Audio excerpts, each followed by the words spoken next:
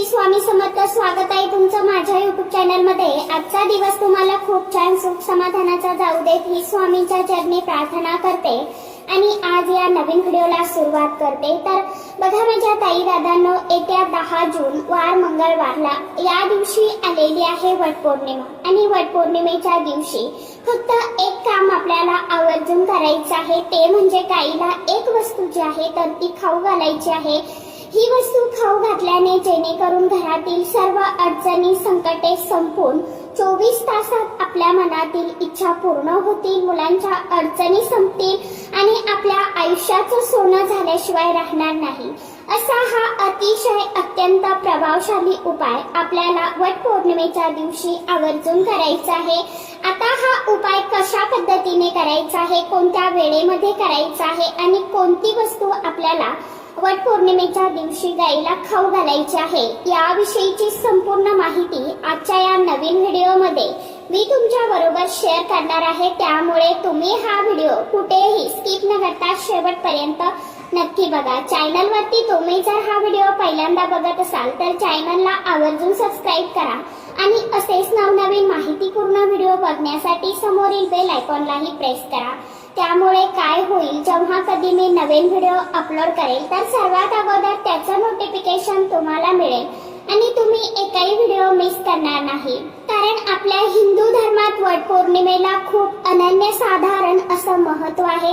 हा सण प्रत्येक महिलेसाठी खास आणि खूप महत्वाचा असतो. पौराणिक कथेनुसार या दिवशी सावित्रीने तिचा नवरा सत्यवानाचे प्राण यमाकडून परत आणले होते. त्यामुळे विवाहित महिला आपल्या पतीच्या दीर्घायुष्यासाठी वटवृक्षाच्या झाडाची पूजा करतात.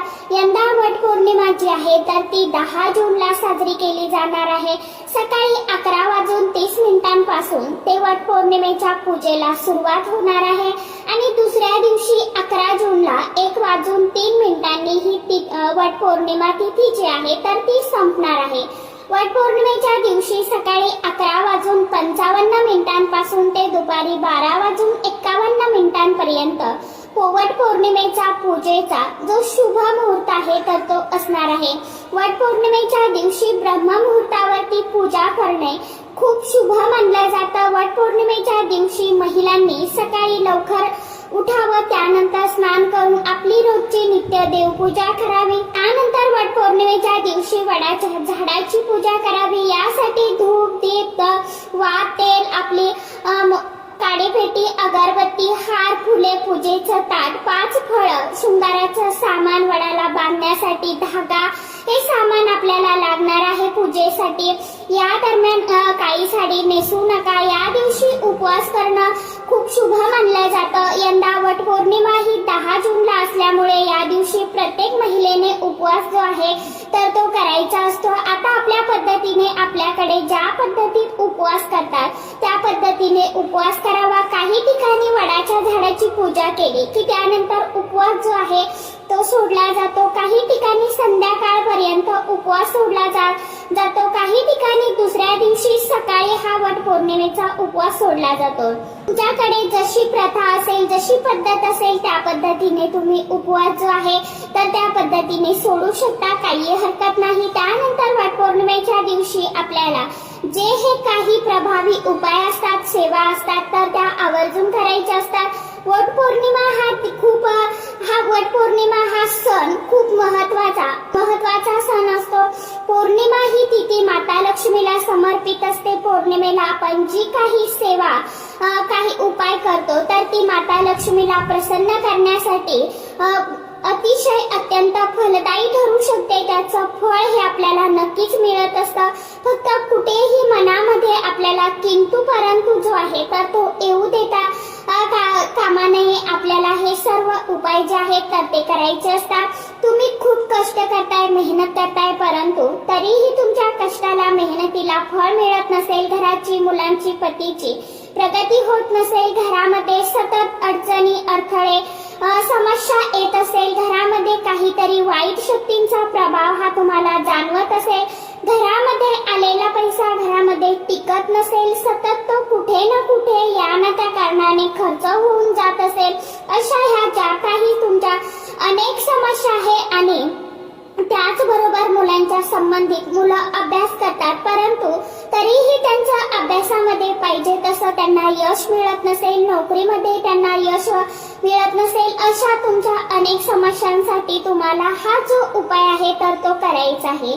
पौर्णिमेच्या दिवशी तुम्ही हा उपाय दिवसभरामध्ये कधीही करू शकता. आपल्या हिंदू धर्मामध्ये गाईला आपण गोमाता म्हणत असतो. पुरातन काळापासून आपण गायीची पूजा सेवा करत आलेलो आहोत.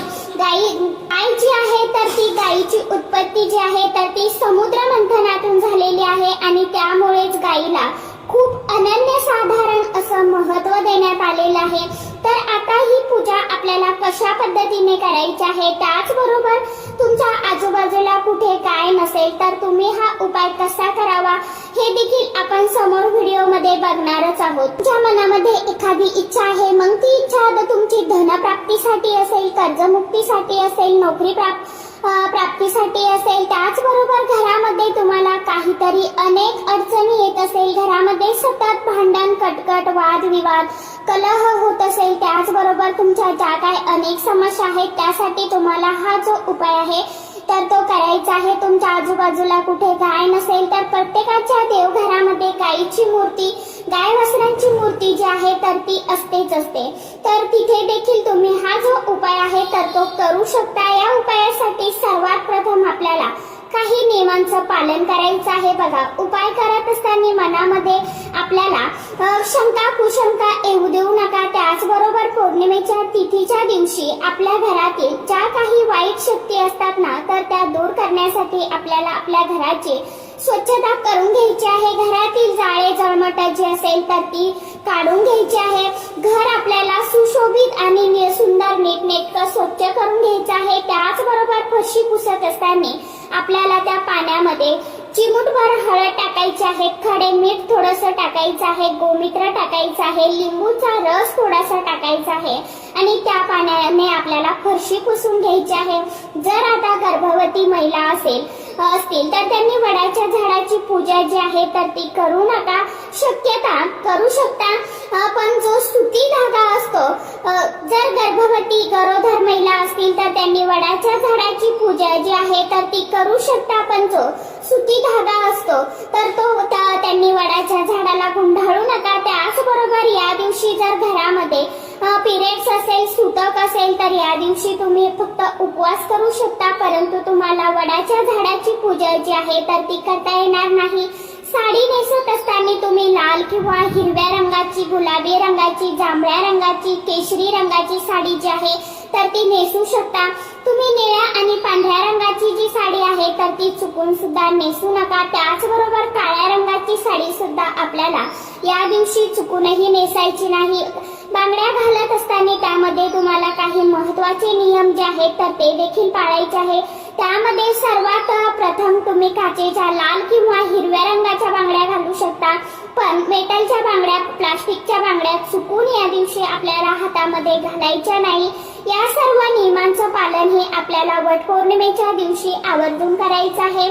त्याच वेळेस आपण जी काही पूजा करतो, सेवा करतो, त्याचं जे फळ आहे तर ते आपल्याला मिळत असतं. त्याचबरोबर हा जो उपाय आहे तर तो देखील तुम्हाला करायचा आहे. तुम्ही काहीच केलं नाही तरी चालेल, पण हा उपाय नक्की करण्याचा जास्तीत जास्त प्रयत्न करा. तर या दिवशी तुम्हाला सर्वात प्रथम काय करायचं आहे, सकाळी लवकर उठून स्वच्छ अंघोळ करून आपली रोजची नित्य देवपूजा झाली की त्यानंतर दिवसभरामध्ये तुम्ही कधीही हा उपाय करा. थोडीशी हरभऱ्याची डाळ जी आहे आणि थोडीशी मुगाची डाळ जी आहे तर ती तुम्हाला एकत्र भिजवून घ्यायची आहे. त्यानंतर एक पोळी चपाती जी आहे तर ती तुम्हाला करून घ्यायची आहे. चपातीची कणिक मळत असताना त्यामध्ये तुम्हाला मीठ टाकायचं नाही. साधी पोळी चपाती जी असते तर ती तुम्हाला करून घ्यायची आहे. त्यावरती तुम्हाला भिजवलेली चणा डाळ, हरभरा डाळ जी आहे, हरभऱ्याची डाळ आणि मुगाची डाळ जी आहे तर ती ठेवायची आहे. त्यावरती थोडासा गुळाचा खडा ठेवायचा आहे आणि थोडंसं किसलेलं खोबरं असतं तर ते देखील ठेवायचं आहे. त्यानंतर तुम्हाला थोडंसं तुपाचं बोट त्या नैवेद्याला लावायचं आहे आणि आजूबाजूला जिथे कुठे गाय असेल त्या गायीजवळ जायचं आहे. गायीला सर्वात प्रथम तुम्हाला हळदी कुंकू अर्पण करायचं आहे. गाईचे चारही पायांवरती तुम्हाला पाणी अर्पण करायचं आहे. तिचे पाय धुवून घ्यायचे आहे आणि त्यानंतर तुम्हाला गाईला हा जो नैवेद्य आहे तर तो खाऊ घालायचा आहे. नैवेद्य खाऊ घालत असताना मनामध्ये आपल्याला जय माता लक्ष्मी या मंत्राचा जप करत राहायचा आहे. तुम्हाला खाऊ घालायचा आहे हा नैवेद्य. भगवान विष्णुदेवांचं स्मरण सुद्धा तुम्ही करू शकता. गाईच्या पाठीला स्पर्श करून तुमच्या मनातील जी काय इच्छा आकांक्षा असेल तर ती वर तुम्हाला व्यक्त करायची आहे. त्यानंतर तुम्हाला घरी यायचं आहे. हा नैवेद्य गाईला खाऊ घालत असताना गाईला थोडंसं पाणी सुद्धा आवर्जून पाजायचं आहे.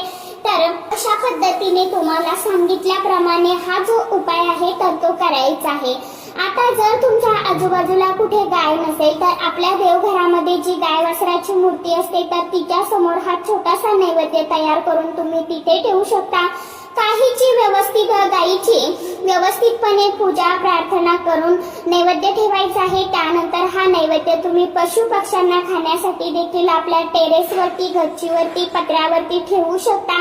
तर अशाच पद्धतीने तुम्हाला हा छोटासा उपाय करण्याचा आवर्जून वटपौर्णिमेच्या दिवशी प्रयत्न करायचा आहे.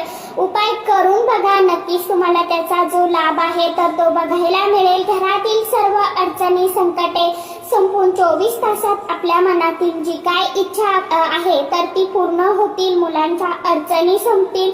आयुष्यामध्ये सोन्यासारखे दिवस नक्कीच तुम्हाला अनुभवायला मिळतील. फक्त उपाय करत असताना आपल्या मनामध्ये आपल्याला शंका कुशंका येऊ द्यायच्या नाही. आपण पूर्ण श्रद्धेने आणि विश्वासाने हा जो उपाय आहे तर तो करायचा आहे. तर सांगितल्याप्रमाणे आवर्जून उपाय करण्याचा प्रयत्न करा. तर चला, आजच्या व्हिडिओमध्ये इतकीच माहिती होती. कशी वाटली नक्की सांगा. व्हिडिओ आवडला तर चॅनलला आवर्जून लाईक शेअर सबस्क्राईब जरूर करा. परत भेटूया अशाच एखाद्या छानशा व्हिडिओ सोबत, छानशा माहिती सोबत. तोपर्यंत सर्व माझ्या YouTube परिवाराला ओम साईराम.